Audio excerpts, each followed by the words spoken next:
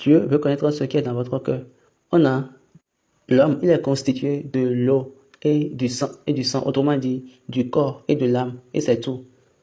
Maintenant, vous qui êtes de la famille de la Trinité, les ceux de la Trinité qui disent que l'homme est constitué du corps, de l'âme et de l'esprit, vous savez déjà que tout ça, c'est de la fausseté. Je ne veux pas parler pour parler, mais je vous ai déjà dit ce qu'il faut dire. Je vous ai déjà dit plusieurs fois que ce Jésus-là, que vous avez vu dans la chair, dans la chair, donc ce Jésus-là, il a été transformé. Le Père a pris son esprit. D'ailleurs même, c'était lui seul qui était capable de nous représenter. Donne-moi ton esprit. Et il lui a donné.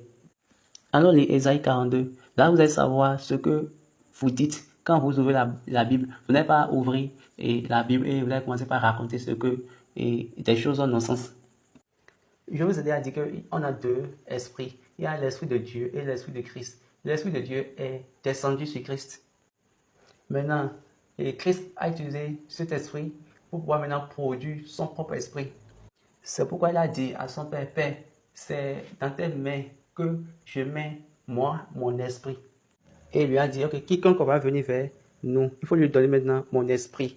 C'est pour ces raisons Paul a dit dans Romains, chapitre 8, verset 9, il a dit, pour vous, vous ne vivez pas selon la chair, mais selon l'esprit, si du moins l'esprit de Dieu habite en vous. Si quelqu'un n'a pas l'esprit de Christ, il ne lui appartient pas. Au retour, après la résurrection, il a dit, je vais demander au Père, il va vous donner mon esprit, il va vous envoyer mon esprit. Maintenant, si après cette série maintenant, vous n'arrivez pas à comprendre la différence entre dualité et la Trinité, là, nous allons continuer. Parce que nous devons aller sur d'autres choses. Est-ce que vous comprenez? Regardez, ceci c'est vraiment simple. Il est venu et il souffla sur eux. Il a dit, recevez le Holy Ghost. Maintenant, c'est la personne ressuscitée qui est en train de parler maintenant. Il souffla sur eux. Recevez le Holy Ghost. Donc, la personne ressuscitée a dit, il souffla sur eux, recevez le Holy Ghost. Ne tombez pas, ne bougez pas, ne tremblez pas.